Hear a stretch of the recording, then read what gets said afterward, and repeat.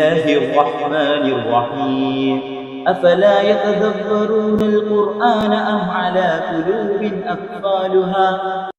ഖുറാനിൽ ഒരു തവണ പോലും നിങ്ങൾ എന്തുകൊണ്ട് ഖുറാൻ ഓതുന്നില്ലേ, അല്ലെങ്കിൽ ഖുറാൻ നിങ്ങൾ മനഃപ്പാഠമാക്കുന്നില്ലേ എന്നൊന്നും ഖുറാനിൽ ഇതുവരെ ചോദിച്ചില്ല. അതിനൊക്കെ പകരം ഖുറാനിലുടനീളം ചോദിച്ചത് നിങ്ങൾ ചിന്തിക്കുന്നില്ലേ, അഫലാ യതദബ്ബറൂൻ എന്നാണ് ഖുറാനിലുടനീളം ചോദിച്ചിട്ടുള്ളത്. അഫലാ യതദബ്ബറൂന അഫലാ യൻദുറൂന എന്നൊക്കെ ഖുറാനിൽ ചോദിച്ചുകൊണ്ട് അല്ലാഹു സുബ്ഹാനഹു വ തആല നമ്മളോട് പറയുന്നത്. അസ്സലാമു അലൈക്കും. നമ്മുടെ ഖുറാൻ എന്തൊരു സംഭവമാണ്. നമ്മുടെ ഖുറാന്റെ ആഴങ്ങളിലേക്ക് ഇറങ്ങി ചെല്ലുമ്പോൾ അവിടെ പറയുന്ന ഓരോ വാക്കിലും എത്ര അർത്ഥങ്ങളാണുള്ളത്. ഒരു ചെറിയ ആയത്തുകൾക്ക് പോലും എത്ര വലിയ അർത്ഥങ്ങളാണുള്ളത് അല്ലേ. ആ ഒരു വിശുദ്ധ ഖുർആനെ പറ്റി തന്നെയാണ് നാം സംസാരിക്കാൻ പോകുന്നത്. അപ്പോൾ വിശുദ്ധ ഖുർആനിൽ അല്ലാഹു സുബ്ഹാനഹു വ തആല ചോദിക്കുന്ന ഒരു ചോദ്യമുണ്ട്. ബിസ്മില്ലാഹിർ റഹ്മാനിർ റഹീം അഫലാ യതദബ്ബറൂനൽ ഖുർആന അം അലാ ഖുലൂബിൻ അഖ്ഫാലുഹാ. അല്ലാഹു സുബ്ഹാനഹു വ തആല ഈ ആയത്തിലൂടെ ചോദിക്കുന്നത്, നിങ്ങൾ ഖുർആനെ പറ്റി ചിന്തിക്കുന്നില്ലേ, നിങ്ങളുടെ കൽബുകളെല്ലാം മൂടപ്പെട്ട് കിടക്കുകയാണോ എന്നാണ് അല്ലാഹു സുബ്ഹാനഹു വ തആല ചോദിക്കുന്നത്. ഈ ഒരു ആയത്തില് മുഹമ്മദ് സൂറത്തിലെ ഈ ആയത്തിന് മുമ്പുള്ള ആയത്തുകളിലൂടെ എല്ലാം അല്ലാഹു സുബ്ഹാനഹു വ തആല പറയുന്നുണ്ട്. ഈ ഒരു മുഖാത്തബായിട്ട് മുനാഫിക്കങ്ങളുടെയും കാഫിര്യങ്ങളെയൊക്കെ മുഖാത്തബായിട്ട് അല്ലാഹു പ്രസന്റ് ചെയ്യുന്നത് ഇസ്ലാമിന്റെ ഈ വഴിയാണ്, ഇസ്ലാമിന്റെ ശരീഅത്തിനൊക്കെയാണ് അല്ലാഹു സുബ്ഹാനഹു വ തആല പ്രസന്റ് ചെയ്യുന്നത്.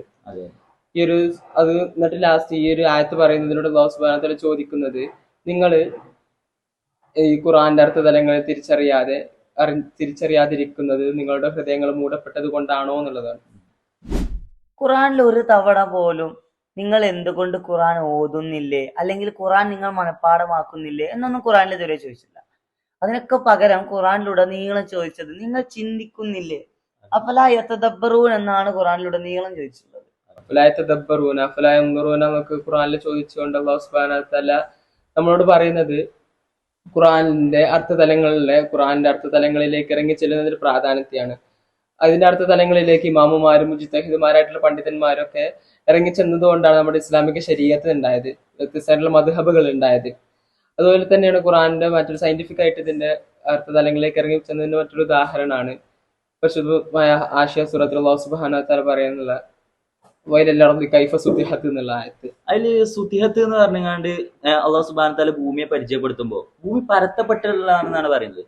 ഞാൻ അതിലേക്ക് വരാം. അതിനു മുമ്പ് ഖുർആന്റെ ഒരു ആസ്പെക്ട് എന്താന്ന് വെച്ചാല്, ലോകത്തിന്റെ ഏത് കോണിൽ പോയാലും ഒരു വിശ്വാസി ഓതേണ്ട അനിവാര്യമായ ഒരു ഗ്രന്ഥമായിട്ടാണ് ഖുർആൻ നിലനിൽക്കുന്നത്.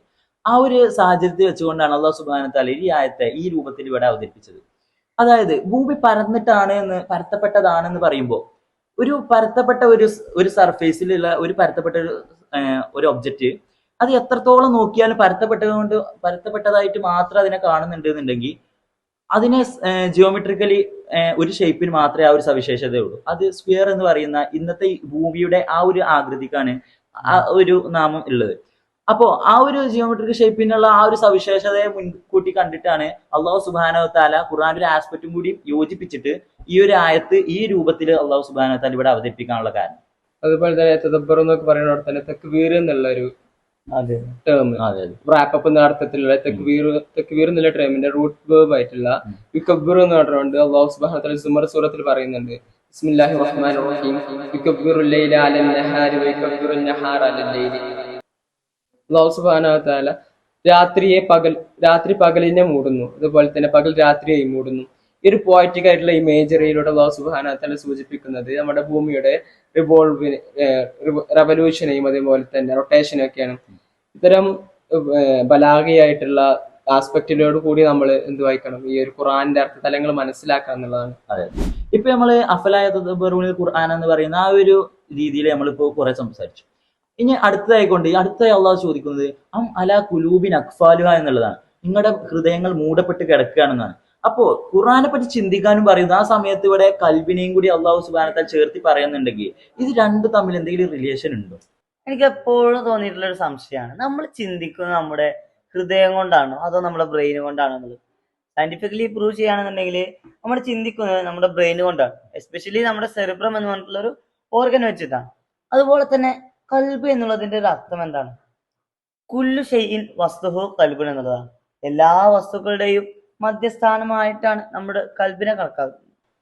അതുപോലെ തന്നെ ഗസാലിന്റെ ആസ്പെക്ട് നോക്കുകയാണെന്നുണ്ടെങ്കിൽ കൽബിന്റെ കാര്യത്തില് ഗസാലിയൻ ആസ്പെക്റ്റിൽ നോക്കുമ്പോൾ ഇഹ്യാ ഉലൂമുദ്ദീൻ എന്ന് പറഞ്ഞ അദ്ദേഹത്തിന്റെ മാസ്റ്റർ പീസ് ഗ്രന്ഥത്തിൽ അദ്ദേഹം കൽബിനെ രണ്ടായിട്ട് തിരിക്കുന്നുണ്ട്, രണ്ടർത്ഥങ്ങൾ പറയുന്നുണ്ട് കൽബിന്. ഒന്ന് കൽബ് എന്ന് പറഞ്ഞാൽ നമ്മുടെ സാധാ ഹൃദയം, ഹേർട്ട് എന്നുള്ള ആ ഒരു ഓർഗന്.